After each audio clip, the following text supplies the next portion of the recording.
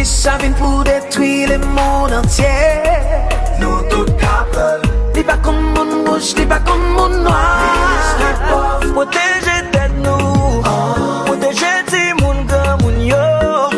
Capital Kouaves, dans diaspora, tout moun nan ghetto. Mais quelques conseils famille équipe poté pour nous. Personne pas kawè virus là. Et au par contre qui les wa prendre, c'est celle prévention qui pral aider au protéger tête tout. Microbe là nan tous li nan barrière, li nan externé, li nan accolade, li nan bay la main, li nan tout ça n'a moyen. Mais quelques précautions nous devons prendre.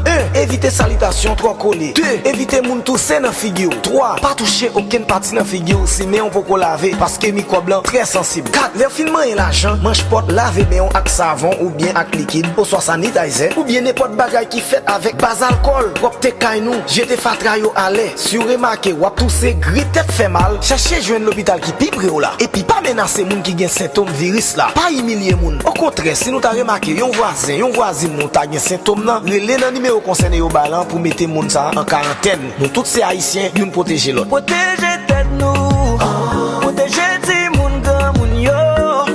Capital Kouaves, dans diaspora, tout moun